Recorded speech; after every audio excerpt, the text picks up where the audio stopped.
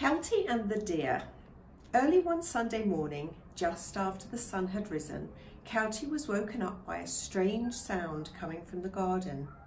It sounded like a baby crying, yet it didn't sound like her baby brother Louis when he cried. It was more like an animal crying. Kelti laid in bed and listened for the sound to happen again. There it was again. What could be making that noise? As she lay there thinking about what animal it could be, she heard the sound again. Getting out of bed, Kelti went over to her bedroom window and carefully peered through the gap in the curtains so as not to startle whatever was in the garden. Lying on the lawn was a baby deer with its mummy standing over it. The baby deer cried and its mummy gently nudged it as if to soothe it. Kelti felt sad as she looked at the scene below her. She wanted to help the baby deer, but she really didn't know how she could. Thinking she should just go back to bed until her mummy and daddy woke up, she heard the baby deer cry one more time. I can't just leave him, Kelti thought to herself. I have to try and do something to help him. Without wasting any time, Kelti quickly put on her dressing gown and slippers, and then, very quietly, she went downstairs and into the kitchen. Dougie was asleep in his bed, but soon woke up when he heard Kelti and jumped out of his bed with excitement. Shh, boy, she whispered to him. Don't make a sound, otherwise you will wake Mummy and Daddy. I'm going to help a baby deer. You can come with me, but you must be quiet. I will put you in my dressing gown pocket so you won't frighten him. Picking Dougie up, she squeezed him into her dressing gown pocket, and then, as quietly as she could, she opened the back door and went out into the garden. Then she heard the baby deer cry again. The mummy deer suddenly caught sight of Kelti and nudged her baby until he stood up. Walking away from him, she headed into the forest, and her baby followed behind, crying as he went. The baby deer was limping and looked in a lot of pain as he followed his mummy into the forest. Kelti decided to follow them and hopefully help in some way. She felt so sad seeing this beautiful animal in pain. The deer walked into the heart of the forest with Kelti making sure she stayed far enough behind them so that the mummy deer did not get scared and start running, because she knew that the baby deer would not be able to run after her. As they got near to the big oak tree, Kelti saw a man standing in the path of the mummy deer.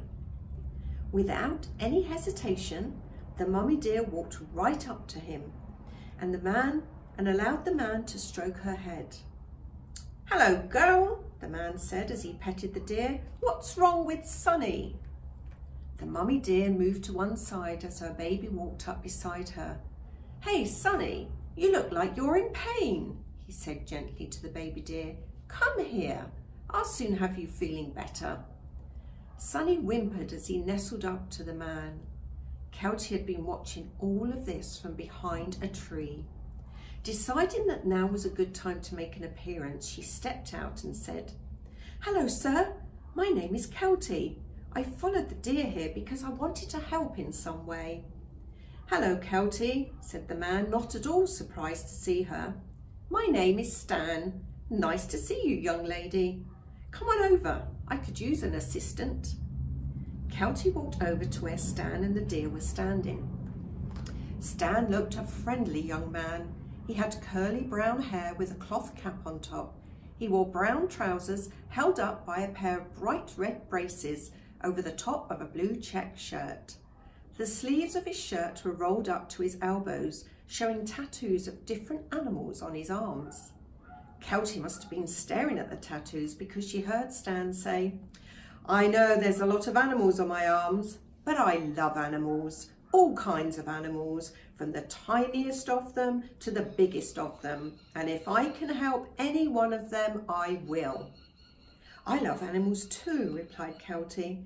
I'm thinking of being a veterinary nurse when I grow up. Well, that's great, said Stan. Roll up your sleeves and you can start today to see if you will like that job by helping me with Sonny. Excitedly, Kelti rolled up the sleeves to her dressing gown just as Dougie climbed out of her pocket. She put him down on the floor and told him to behave. "Who's that?" Stan asked as Dougie went over to say hello.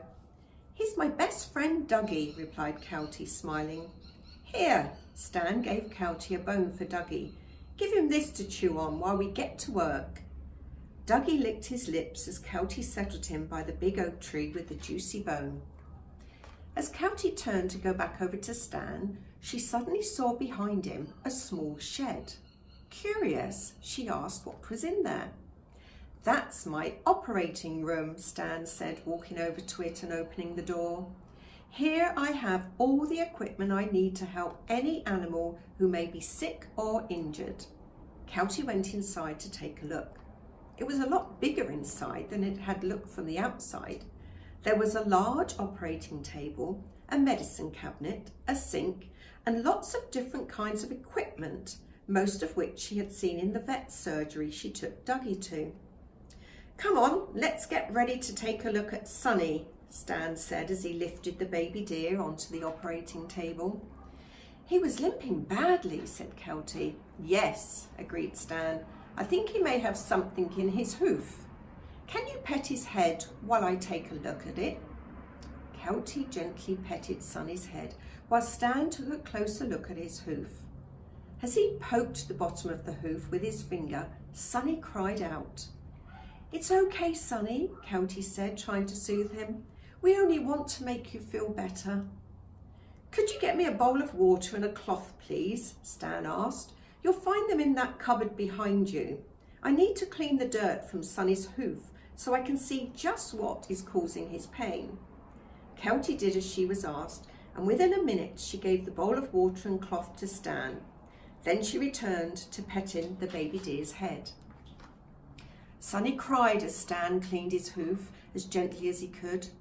"I see what it is," said Stan after a few minutes. "There is a pebble embedded in the soft part of his hoof. I have to get that out. Can you pass me the hoof pick, please, Kelti? It's in the top drawer on your right." Kelti fetched the hoof pick without hesitation and passed it to Stan. Holding Sonny's head again, she heard Stan say, "Now this may hurt him, so hold him tight." Loudly, Sonny cried as suddenly the pebble flew out of his hoof and onto the ground. "Well done, Sonny. You should feel much better now."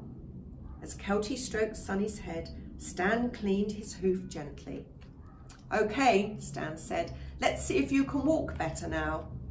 He picked Sonny up, carried him outside, and placed him gently on the grass. After getting his balance, Sonny walked over to where his mummy was standing and did not limp at all. "Hooray!" said Kelti, feeling very happy for Sonny. "That is wonderful." "Well done, Kelti," Stan said. "You have done a great job. You will make an excellent veterinary nurse when you grow up." Picking the pebble up off the ground, he washed it and then gave it to Kelti. "Here is a reminder of your first day at work," he said. Kelti took the pebble. "Thank you," she said, smiling. "It's in the shape of a heart. How pretty." She went over to Dougie to show him her pebble. "Look, boy, another piece of treasure." Dougie looked up for a second before giving his bone one last lick. Putting the pebble in her dressing gown pocket, Kelti rolled down her sleeves and turned to say goodbye to Stan. But he had disappeared along with his shed.